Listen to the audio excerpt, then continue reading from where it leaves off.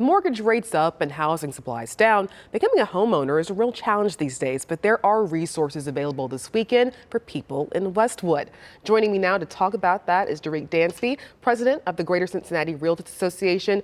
Darrick, thank you so much for joining us. You are holding another homeownership fair this Saturday at the Westwood Town Hall. Tell us all about how people can take part. We are really just trying to educate future home buyers on the process of buying a home. We know that sometimes people feel a little bit intimidated about purchasing a home. So we want to try to bring that level down a little bit by providing lenders who will be on site to pre-approved buyers. We've got realtors like myself who will be on site. We've also got other inspectors, insurance agents, appraisers who can really kind of help future home buyers understand the process in detail. Absolutely. I've actually been in my home for a year today, so I know how difficult it can be trying to be out there. It's been obviously a very difficult market for the past year or so, especially. What's the biggest piece of advice? Obviously, we want people to come out tomorrow, but just for everyone out there in terms of looking for something in this market right now. Well, I'm sure you can speak to it as a first-year anniversary home buyer. It's just to be patient. Is that it may take you a little bit longer than what you may think it's going to take. But in the long run, the payoff is going to be so much bigger. You're going to have the opportunity to know exactly what your mortgage payment is going to be for maybe the next 30 years. And that's a really, really, really good thing to have, especially as you mentioned, with low inventory.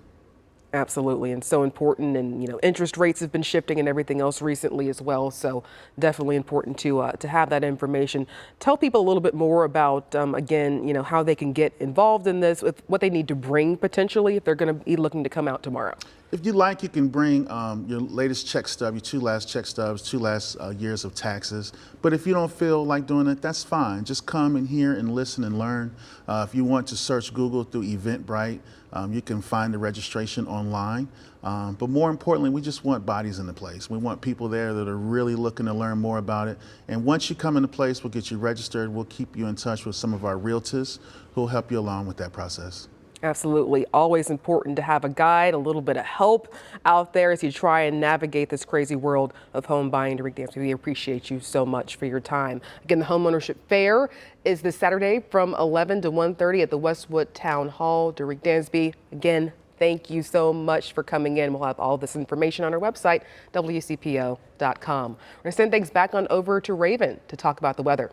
All right, good afternoon, everybody. Looks good. Great forecast for the Bengals game for today. Still tickets available, as you heard Kristen say, so a lot of folks will be out there. You can guarantee the banks will be busy tonight. All right, so we are talking about the chance for rain returning, but our rain will return for us on Sunday, mainly Sunday morning. We could see a few leftover showers, though, as we approach the evening. The other big topic will be the temperatures. So we're going to be a lot cooler than what we should be for August. Now, kids going back to school, usually it's very hot.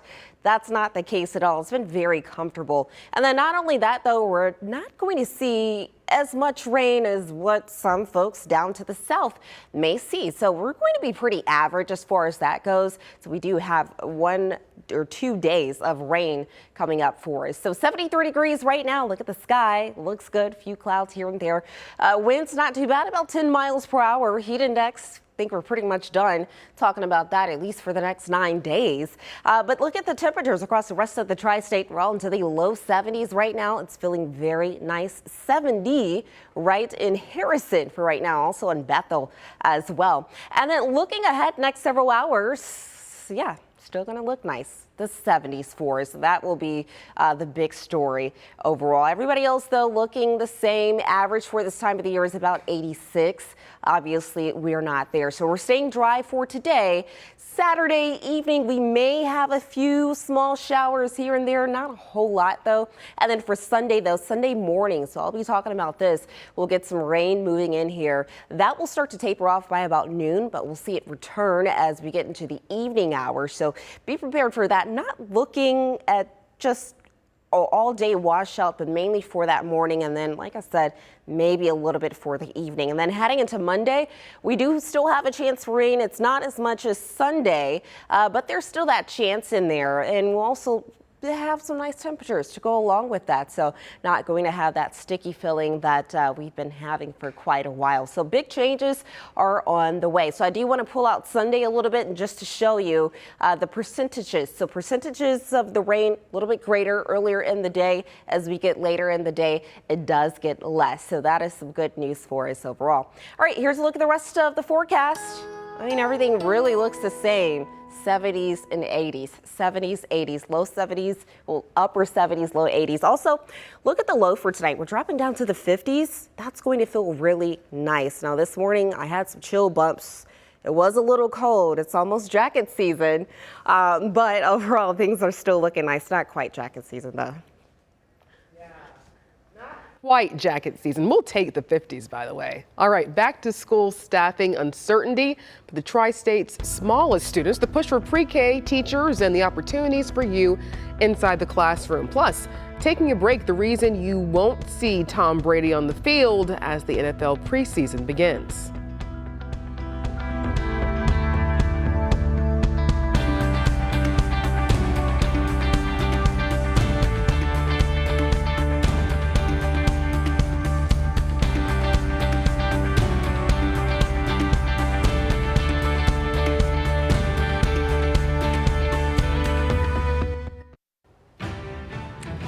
Breaking news for you right now. Renowned author Salman Rushdie is being treated at a New York hospital after police say someone stormed on stage and stabbed him in the neck. The incident happened today at the Chautauqua Institution before Rushdie was to give a lecture. Police say the assailant was restrained after the attack.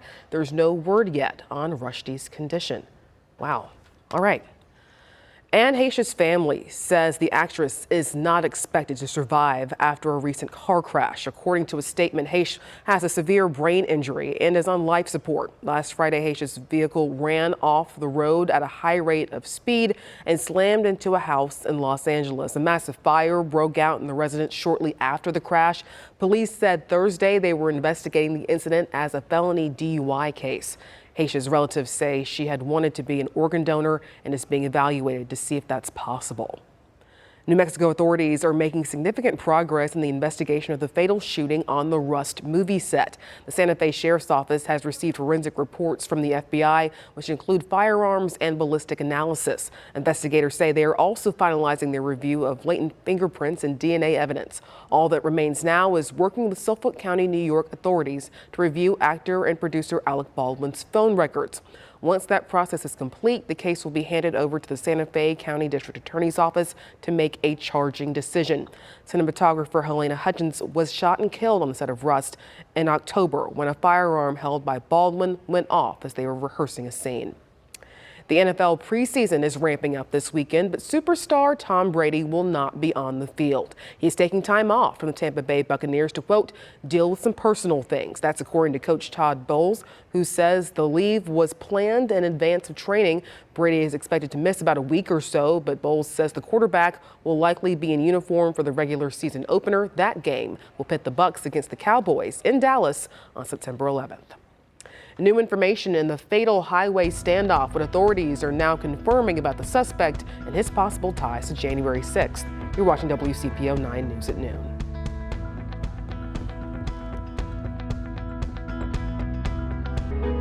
If you see bowed or cracked foundation walls, sagging interior floors, or doors that are hard to open or close, call FSRG to schedule your free evaluation today.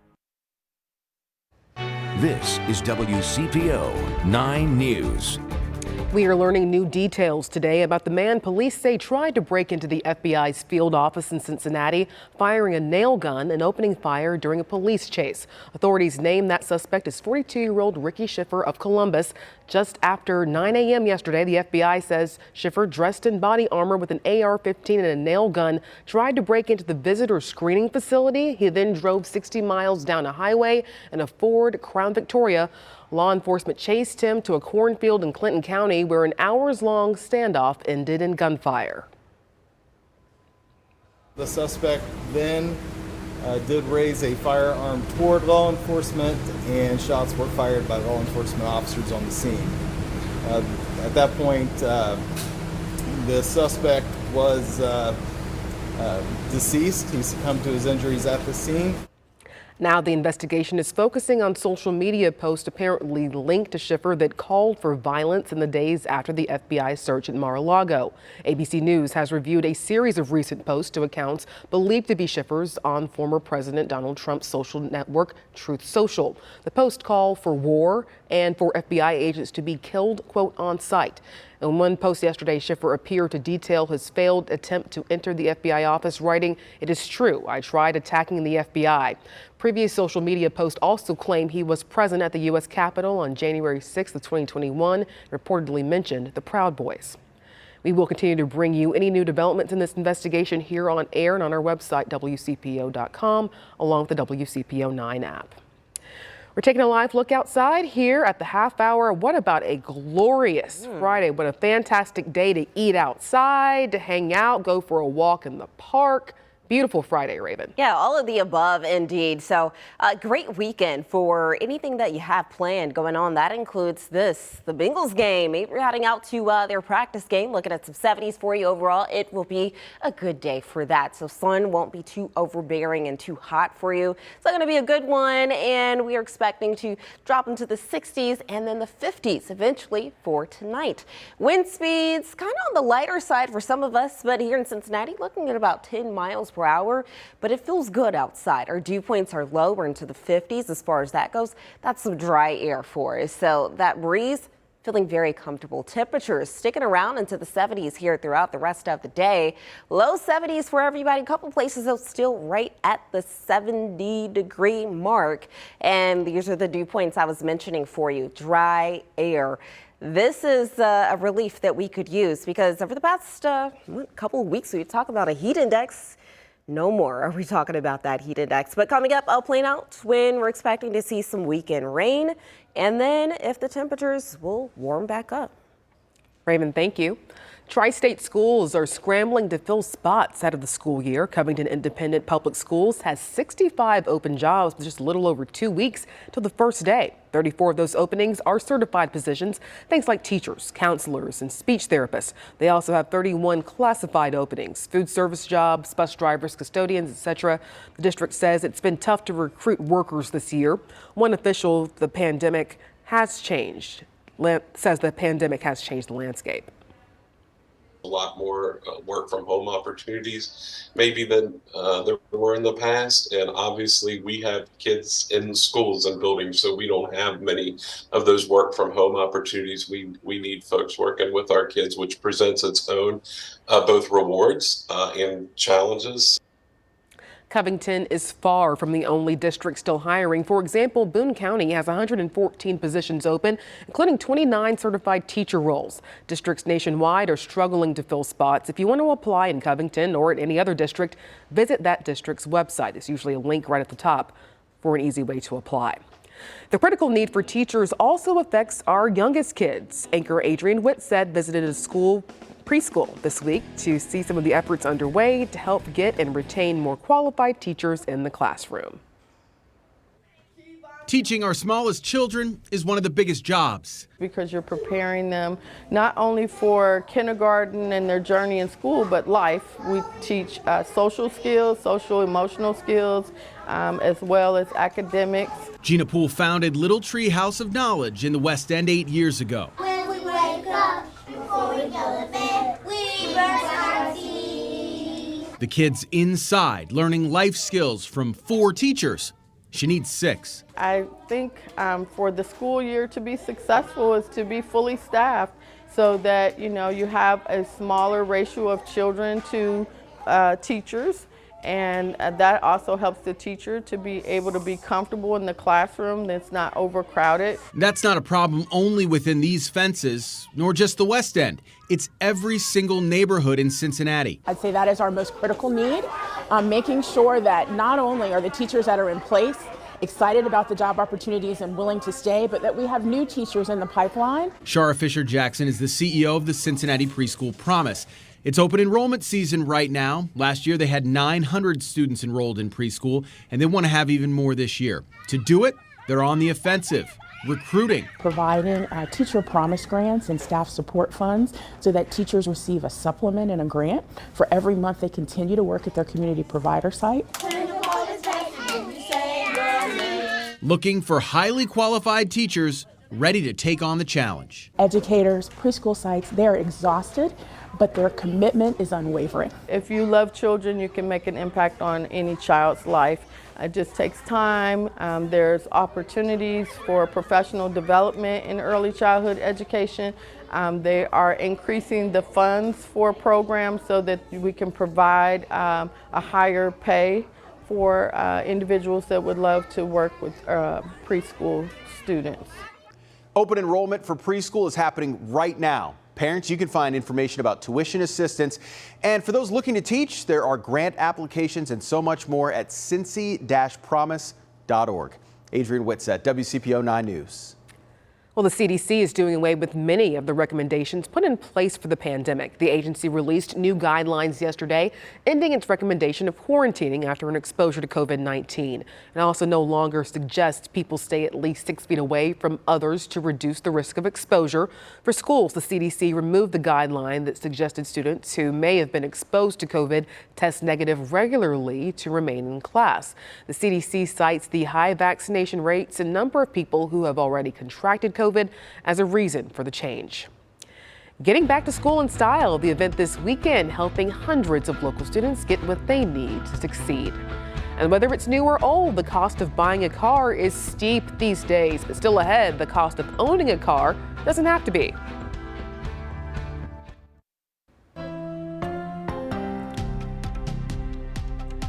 Welcome back. When it comes to buying a new car, there's more to consider than just the sticker price. Consumer reporter John Matarese explains so you don't waste your money. With the cost of cars at a record high this year and car repairs not cheap either, you want to know that your shiny new vehicle won't cost a fortune to maintain. Then you might be interested in a new Kelley Blue Book report on the cheapest cars to own over 5 years. The average cost of a new car or SUV has surged to $47,000 this year. But it's not just the window sticker you need to think about. A new report from Kelley Blue Book looks at the total cost of a car over 5 years based on insurance, maintenance, fuel, and depreciation. It says the cheapest brands to own over those 5 years are Toyota and Lexus.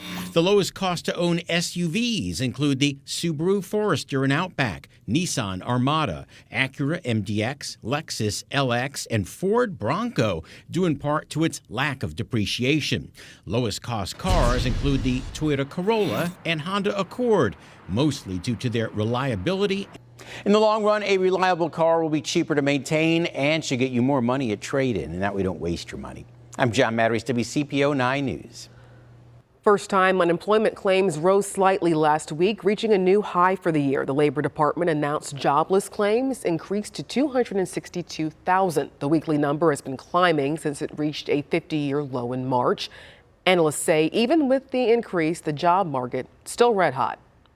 Walgreens is looking for a few good pharmacists. The company is now offering as much as $75,000 in signing bonuses in some markets. The chain has been struggling to fill jobs since the pandemic. The labor shortage has hurt drug sales and led employees to call for better working conditions. Air traffic controllers are also in high demand. The Federal Aviation Administration says it's received nearly 58,000 applications for this year's 1,500 open air traffic controller positions. Air traffic controllers manage plane traffic. They're also vital to the safety of passengers and the ability of airplanes to maintain a timely schedule. This summer, many airlines pointed to air traffic control staffing levels as a reason for travel delays and cancellations. It's the same job, it's the same sport, it's the same court. Pay equity in tennis. The women's champion at this weekend's Western and Southern Open in Mason will take home less than half of her male counterpart. The WCPO 9 News I-Team finds out why after the break. And I am talking about some rain in your weekend forecast, but doesn't look like it's going to be the entire weekend. I'll break that down for you coming up. Welcome back. The winner of the women's tournament at this year's Western and Southern Open in Mason will get less than half of the men's winner, a little more than $400,000 compared to nearly $1 million. I-Team reporter Dan Monk looked at why the pay disparities still exist. As she answered a question about gender equality at the Western and Southern Open, CEO Katie Haas got a strong message from Mother Nature. Whatever is good for the tours is good for this event. We love being the host of this event year in and year out. And that's really how we have to look at it as it relates to this question. Haas can't control the weather any more than she controls prize amounts at her tournament. All prize money is dictated by both tours. They sit down with their boards, of which there are players on those boards, and make the determination every year as to what our prize money is to be. The Women's Tennis Association has an 8-member board. It includes 2 women. There is a prize money formula. I need a PhD to tell you how it works, so I just wait for the email to tell me what the prize money is going to be every year. Tennis pros like Andy Murray would know this, but most people do not know the Western Southern Open is actually 2 separate tournaments that happen at the same time. The men's tournament is mandatory. That means the top players are required to be here. That leads to bigger media rights deals and more money for players. The women's tournament is not mandatory in Mason. At least not yet. The WTA is actively looking for an equity investment partner with the vision in the future to start to make larger prize money increases for these events. But right now, as we sit as a non-mandatory event, it's really out of our hands.